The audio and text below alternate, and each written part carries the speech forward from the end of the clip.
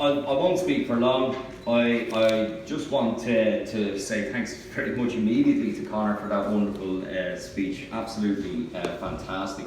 I lost my glasses, so I was signing a book earlier on and I put them down and some old one stuck them into our bag. So you know who we are and you can kind of sell that at some stage, I bet you, when I'm dead and gone. So enjoy them. They were cheap anyway, I was going to know cheap. It's great to hear Conor mentioning Clonmult, and I hope you read the book. I hope you buy the book, and I hope you read about what happened in Clonmult.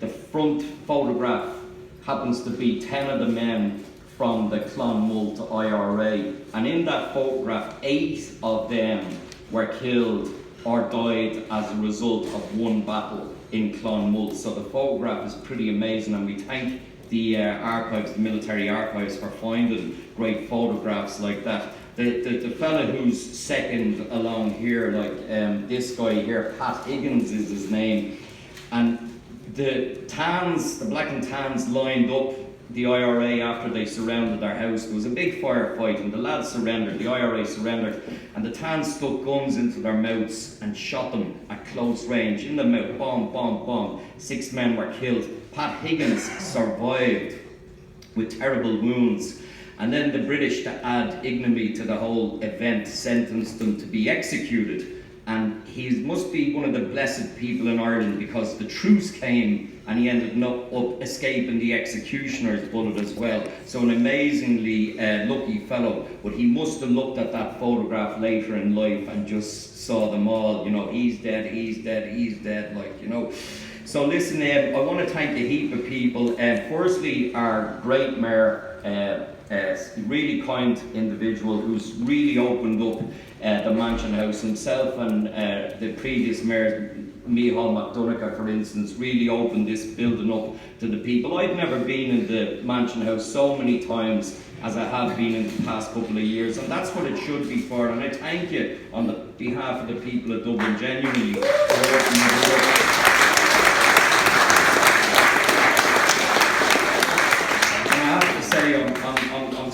I'm somewhat glad, and I'm sure you are, that you know you had a great year and that it's coming to an end, because the whole city needs to take a break from the drinking now. A year, not tonight. But fair play to Niall. He said to me, we'll have a good old blast. We go out with a bang, he said. So fair play to him. And we're a meal of our bear, thought to get in, talk our thought, you know. I'll just say my wonderful editor, Emer Ryan, I'm sad she's not here tonight because I wanted to thank her personally, and Owen O'Brien as well, my 2 great editors in O'Brien Press. And I genuinely want to thank Michael O'Brien. He's always a very willing ear. He's the director of the largest Indigenous Irish publishers in Ireland, and that's a great achievement in life for himself. And Michael is always willing to listen to whatever mad sort of scheme or book I want to write, and fair play, he's very good. He can push me as well to express my opinions, which is very refreshing. Some of you here will know that the term genocide was invented in, I think, 1947, and one of the aspects of it was it couldn't be retrospectively applied. So historians are always kind of dodging around, was the Great Hunger a genocide? And Michael, fair play, when he read the book, he says, you never called the famine a genocide, you know. So we kind of squeezed that back into the book in some way there, and it's about time we start standing up and calling it for what it was, you know. Conor McNamara for agreeing to speak tonight and his unending assistance with the book. Conor is one of those historians always willing to share his thoughts and sources. And Liz Gillis as well for her assistance, especially on the burning of the Custom House and a couple of other areas that she helped me with.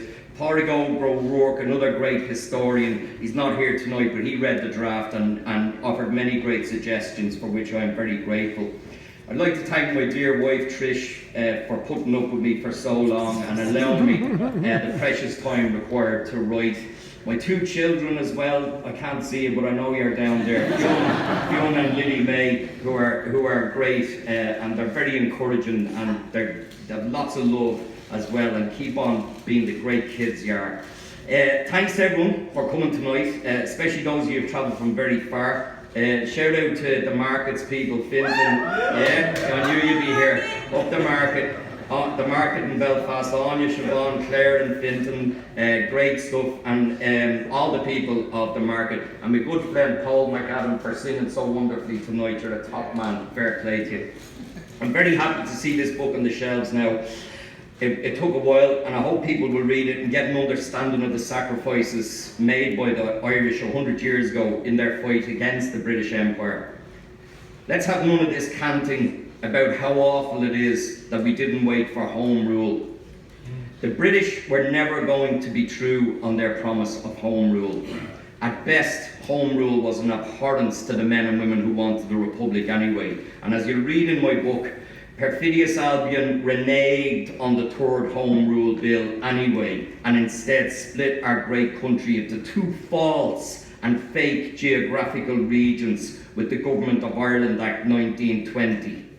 And let not anyone try to say that the Tans or the auxiliaries were only doing their job. Winston Churchill, a racist war criminal by all accounts, who wanted to set up concentration camps in Ireland, allowed the Tans and auxiliaries to rain terror on the people of Ireland, and the only people who could come out to their defence were the IRA. As we rush headlong into the centenary of the Civil War, many people are worried that old divisions will resurface, especially over the executions that were carried out. And in case you don't know, some of those people were so brilliant, like Erskine Childers, the man who brought the weapons in 1914 that were used on the streets of Dublin. Without Erskine Childers, they would have just had shotguns and pikes. Liam Mellows, the man who led the men and women in Galway in 1916, also executed by the Free State. But what we need to do is to scratch that wound, examine it, and this time heal it properly, instead of sweeping it under the carpet as we have done with awkward aspects of our nation's history. This is why history needs to be a core subject for children in secondary education. It would be of great benefit for the political tricksters if we raised a generation who don't know their history. It would degrade us culturally. If that happens, and we wait for the National Council for Curriculum and Assessment to report on the matter in June, we all need to urge the Minister for Education, Joe McHugh, to keep history at the core for junior cert scholars.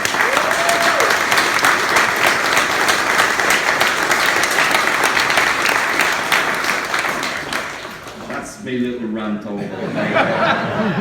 I wanted to say it, alright. Listen, finally, I really genuinely want to thank our main speaker, and indeed let him speak. A man who very kindly took time out of his incredibly busy life. A man I have great personal respect and admiration for, Gerry Adams.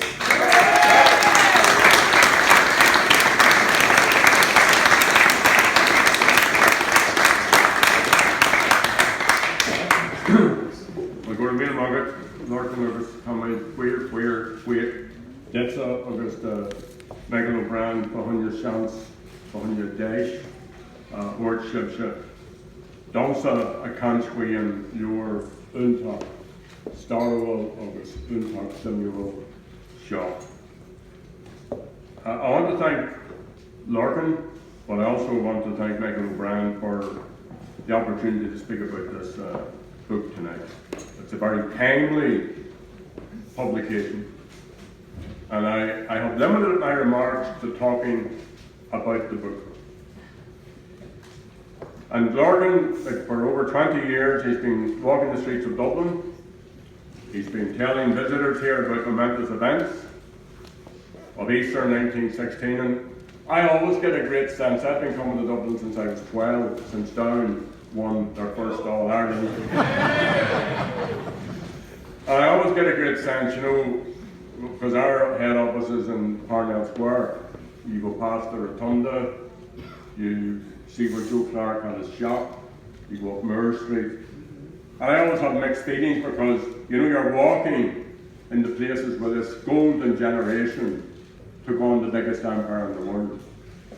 And there's also nothing there to signify it or commemorate it or in any way draw attention to it. But Lorcan keeps going with others and tells the stories of that time. And there are a small group of historians, and always a danger when you name some that you'll leave somebody out, so don't take offence. It includes the late Shane Kenna. It includes our great friend, the late Shane McTomash. It includes his father Eamon. I was watching Nationwide the other day, and there was Eamon McTomash on Nationwide talking about cold bricks and gourd cake and cold bricks. And it involves also the very alive Liz Gillis, Donald Fallon, Micheál McDonagh, Conor McNamara, Margaret Ward, Brendan McSivna, Mary McAliff, and Angus O'Snoddy. And they are the alternative, if you like, to the sort of non-history, to the dumbing down of our history, to the propaganda about our history. And Lorcan has published a number of books. And I didn't realise until tonight that he was involved in that 16 Lives project, because that was a wonderful, and still is, a wonderful project. He's done a guide to Dublin in 1916, James Connolly, 1916, The Rising Home Book, and this, Mark Durk, a couple of hours ago, Ireland's War of Independence, 1919, the IRA's guerrilla campaign. So, what's it about? Well, first of all, it's a nice book. I love books. So, and when you get a book, there's a feel to it, there's a smell to it, there's a sense of it. It's a handy size of a book. There are insightful, short, well-researched accounts about major events and personalities. So, you know, you don't have to start at the very first chapter and work your way through it. You can dip in and out of it. If you're interested in a particular aspect, or you have some particular person that you want to know a wee bit about, you can dip in and read that wee bit. And in its first chapters, it sets out quite succinctly the context of the long struggle against British involvement in our country, beginning with Theobald Wolfe Tone and the 1798 Rising. And he also reminds us of these major events in the 19th century, the disaster of Gortamore, the Fenian Rising, all the political battles that surrounded the series of Home Rule bills. And where other historians have either ignored the role of women or minimised or diminished the role of women in the struggle for independence, Lorcan writes about the radical women, the women of Common Lamon, and all those who fought in the Irish Citizen Army, and the Igni Nahurin and Ban Nahurin. And one of the strengths of the book, from the reader's point of view, is that it merges history with storytelling. So the characters involved in these different operations against the British Army here become more than just names in a history book. They're living people. They're people living in tumultuous and in a very dangerous time in our history. For example, he tells the story of a British Army Captain Percival Lee Wilson. And this particular captain subjected the GPO garrison when they were held. A lot of them were held in the garden of the Rotunda just there in Parnell Street. And he subjected them to a barrage of abuse. And it's said that he particularly was vicious towards Thomas Clark and Sean McDermott. So Lorcan tells her a volunteer called Liam Tobin, who had witnessed this, registered a vow to deal with Wilson at some time in the future. 4 years later, Wilson is a district inspector for Gorey and Wexford. Liam Tobin is now Michael Collins as Chief of Intelligence. And in June 1920, he travels to Wexford with Frank Thornton, where he and two other volunteers ambushed and killed Wilson. So war can be a very personal thing. I read that this man actually stripped Thomas Clark, I don't know whether that's true or not, in the garden of the Rotunda. And there are other stories of daring raids on RUC barracks. That should be RIC barracks.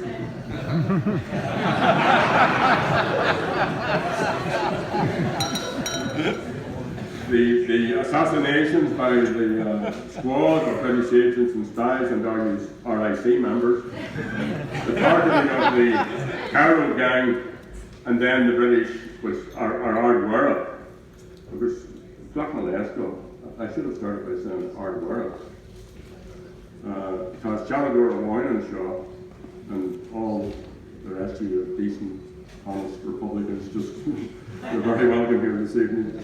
So he tells this story, which is, as the Ardwara has recounted to us, again takes on, in your words, it's personal to your family and to your history. And I came across an aspect of the incident on Bloody Sunday, the two incidents, which I wasn't aware of before.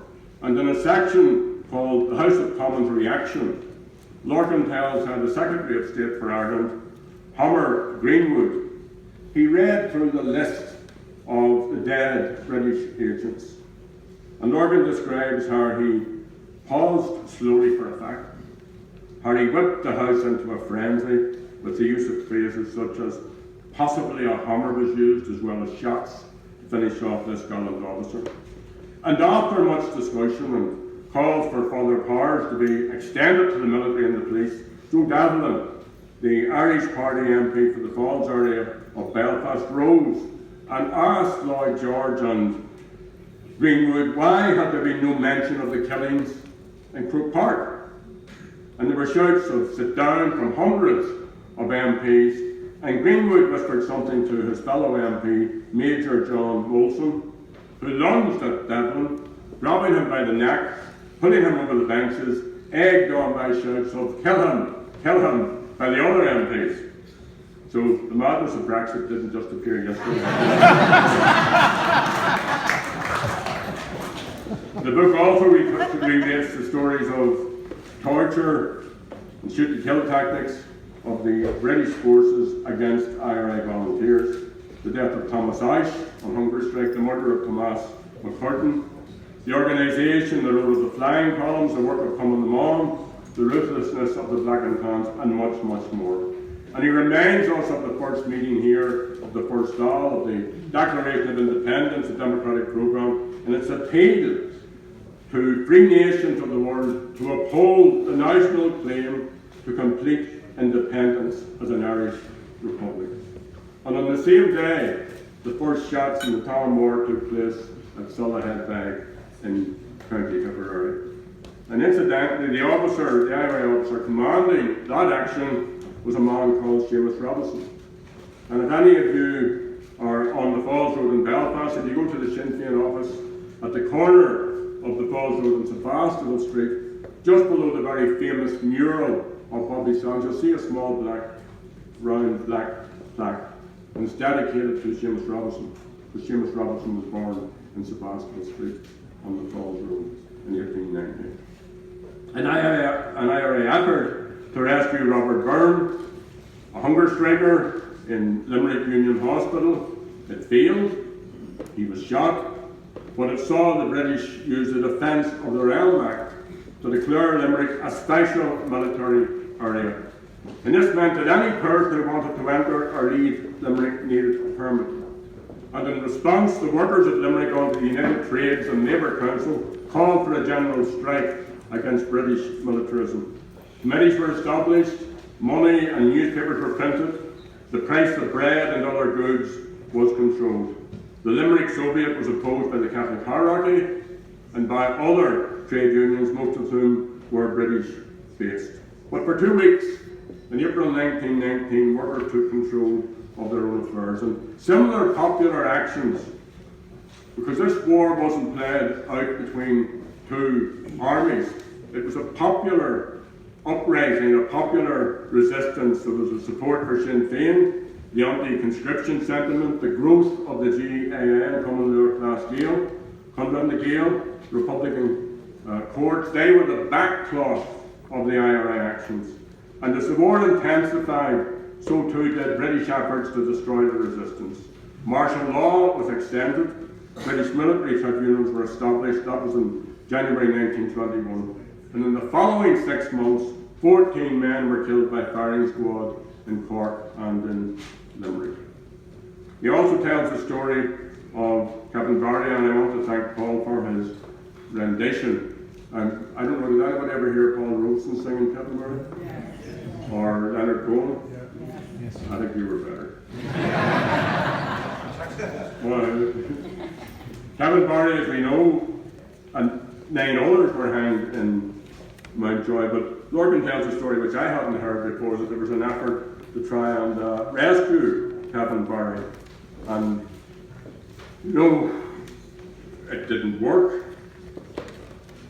But the story is told here. First time I had heard that story. And then the whole roll of prisoners, of hunger strike, as I've said, Thomas Ice, who died the first in 1917. But many others were to die in the following 6 years.